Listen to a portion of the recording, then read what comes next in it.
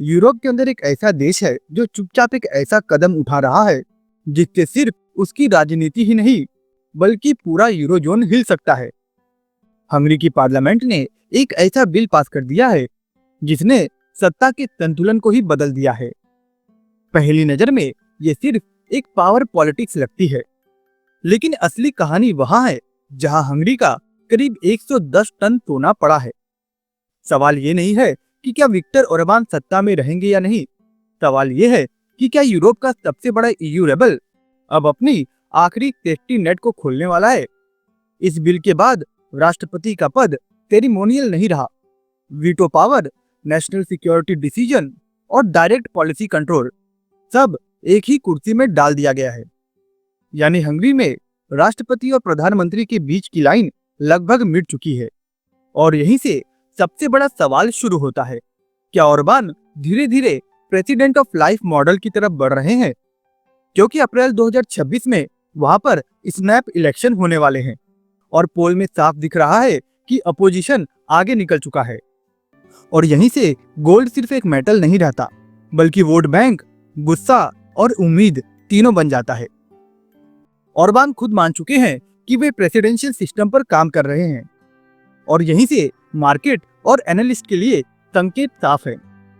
और यहीं से कहानी पॉलिटिक्स से निकलकर गोल्ड और फाइनेंस की तरफ मुड़ जाती है, क्योंकि हंगरी का सोना सिर्फ धातु नहीं है बल्कि सत्ता, सुरक्षा और इन्वेस्टर साइकोलॉजी का हथियार है। अब सवाल ये उठता है कि ओरबान रिजीम ने हंगरी के गोल्ड को सिर्फ रिजर्व नहीं बल्कि एक स्ट्रेटेजिक वेपन की तरह क्यों देखा, और क्या current all time high gold prices पर इसे सेल, कोलेटरल या फिर पॉलिटिकल अनलॉक करने की तैयारी है। लेकिन इसे समझने के लिए एक छोटा सा हिस्ट्री फ्लैशबैक जरूरी है। 2010 में जब विक्टर ओरबान पहली बार प्रधानमंत्री बने तब हंगरी के पास सिर्फ 30 से लेकर 40 टन गोल्ड था। लेकिन इसके बाद जो हुआ उसने सबको चौंका दिया। उनके आते ही हंगेरियन नेशनल बैंक ने चुपचाप एग्रेसिव गोल्ड स्ट्रेटेजी शुरू कर दी। 2018 से 2025 तक सिस्टमैटिक बाइंग हुई और 2025 में हंगरी ने 110 टन से ज्यादा का रिकॉर्ड छू लिया।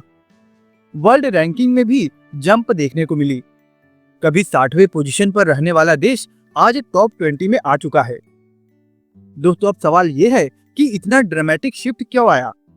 2022 के रशिया यूक्रेन वॉर के बाद डॉलर वेपनाइजेशन की रियलिटी ने विक्टर ओरबान को झकझोर दिया।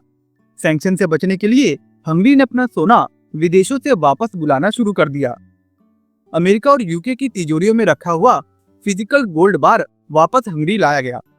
ठीक वैसा ही जैसा दिसंबर 2025 में इटली की मेलोनी सरकार ने बैंक ऑफ इटली के गोल्ड को पीपल्स एसेट डिक्लेयर करने का अमेंडमेंट पास किया। लेकिन दोस्तों, क्या यह सिर्फ एक स्मार्ट पॉलिसी थी या फिर जियोपॉलिटिकल मजबूरी? 2015 के माइग्रेंट क्राइसिस के बाद यूरोपीय यूनियन और ओरबान के बीच तनाव और भी तेज हो गए। बॉर्डर पर फेंसेस लगने लगे, यहाँ तक कि कोहिजन फंड के करीब 7 बिलियन यूरो को भी ब्लॉक कर दिया गया। और हंगरी ने एक सेल्फ रिलायंस डॉक्ट्रिन अपनाई जिसमें गोल्ड स्टैकिंग एक सेंट्रल पिलर बन गया। 2020 के पेंडेमिक के दौरान जब गोल्ड प्राइसेस डबल हुए तो हंगरी ने हर डिप में खरीदारी जारी रखी, जबकि जर्मनी और फ्रांस सेल या तो होल्ड पैटर्न पर टिके थे। और 2025 में पार्लियामेंट्री ऑडिट के जरिए ट्रांसपेरेंसी का सिग्नल दिया गया, जिससे डोमेस्टिक नेशनलिस्ट का कॉन्फिडेंस बढ़ा और इंटरनेशनल इन्वेस्टर्स को स्टेबिलिटी का प्रूफ मिला। लेकिन अब आते हैं असली क्राइसिस पर, यानी वो बिल जिसने राष्ट्रपति को सुपर पावर दे दी है, वीटो, नेशनल सिक्योरिटी फैसले और डायरेक्ट पॉलिसी मेकिंग। पहले जो पद सिर्फ सिंबॉलिक था, अब वह पीएम के बराबर या फिर राइवल बन सकता है। और इसकी टाइमिंग बिल्कुल परफेक्ट है क्योंकि चुनाव सिर पर है। लेकिन दोस्तों, कहानी यही खत्म नहीं होती, क्योंकि अब सवाल उठता है कि क्या इस पावर शिफ्ट का सीधा कनेक्शन हंगरी के गोल्ड से है? और यही ईसीबी यानी कि यूरोपीय सेंट्रल बैंक सबसे ज्यादा घबराता है, क्योंकि अगर गोल्ड को एक बार छू लिया गया तो यूरोप में कोई भी सेंट्रल बैंक सुरक्षित नहीं बचेगा। अब जरा नंबर्स देखिए। हंगरी देश का पब्लिक डेब्ट जीडीपी के करीब 73% के करीब है और ये कर्ज इटली के करीब 137% से कम है, यानी सरफेस पर काफी मैनेजेबल लगता है। लेकिन ईयू फंड फ्रीज होने से बजट में करीब 20 बिलियन यूरो का होल बन चुका है और 2026 के लिए ग्रोथ सिर्फ 1.2% पर फोरकास्ट की गई है और इन्फ्लेशन टारगेट मिस होने का खतरा भी है।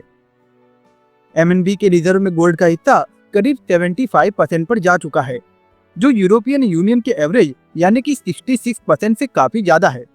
सेंट्रल बैंक लीगली इंडिपेंडेंट है और ईयू रूल से बना हुआ है, इसीलिए बैंक गोल्ड को टच करने से रेजिस्ट कर रहा है और इसके 3 बड़े कारण हैं। पहला, गोल्ड को एक स्ट्रेटेजिक अनटचेबल नेशनल एसेट मानते हैं जो इंस्टेबिलिटी के समय शील्ड का काम करता है। दूसरा, 8 से 10 बिलियन यूरो की मार्केट वैल्यू होने के बावजूद यह गोल्ड डेब्ट का करीब 5 से लेकर 7% ही कवर करता है, यानी बेचने से समस्या हल नहीं होगी। और तीसरा, यूरोपियन यूनियन के मेन रूल बुक के नियमों को तोड़ने का मतलब होता है कि ईसीबी से डायरेक्ट झगड़ा। लेकिन अगर हंगरी ने आज गोल्ड को कोलेटरल बना दिया तो कल इटली और फ्रांस पर भी वही दबाव आएगा और ईसीबी सिर्फ देखता रह जाएगा। लेकिन अब सबसे बड़ा ट्विस्ट यहीं आता है, क्योंकि इसी वक्त दुनिया की दूसरी तरफ एक नया मॉनेटरी ब्लॉक तैयार है और हंगरी उसकी तरफ झुक रहा है और यहीं से ब्रिक्स एंट्री करता है। चाइना, रशिया और इंडिया मिलकर हजारों टन गोल्ड स्टैक कर चुके हैं। ब्रिक्स समिट में गोल्ड से जुड़े सेटलमेंट सिस्टम पर सीरियस टॉक हो रही है और हंगरी ने बैक चैनल टॉक्स कंफर्म किए हैं। इसके साथ ही जनवरी 2026 में ओरबान ने प्रेस कॉन्फ्रेंस में एक हिंट दिया कि वे रशियन गैस और चाइना के प्रोजेक्ट से ईयू के सैंक्शन को बाईपास कर सकते हैं और करीब 5 बिलियन का ट्रेड पोटेंशियल देखते हैं और नॉन डॉलर ट्रेड के ऑप्शन भी एक्सप्लोर करने शुरू कर दिए हैं। ब्रिक्स रियो समिट 2025 में करेंसी टॉक्स काफी ज्यादा गर्म थी। इटली और हंगरी जैसे देश ईयू रेबल ज्वाइन करने की तैयारी में हैं। आईएमएफ का डेटा भी यह कहता है कि आज के समय करीब 42% से ज्यादा ग्लोबल ट्रेड नॉन डॉलर में हो रहा है और 2026 में डॉलर को लेकर चिंताएं काफी ज्यादा बढ़ चुकी है। यानी पिक्चर अब साफ है। अगर हंगरी ने अपने गोल्ड रिजर्व को लीगली अनलॉक कर दिया तो यह सिर्फ एक कंट्री की स्टोरी नहीं रहेगी, बल्कि ये यूरोजोन की स्टेबिलिटी, ईसीबी की अथॉरिटी और ग्लोबल मॉनेटरी सिस्टम के लिए एक काफी बड़ा कदम बन जाएगा और आगे और भी यूरोपीय देश इसी कदम पर आगे बढ़ेंगे।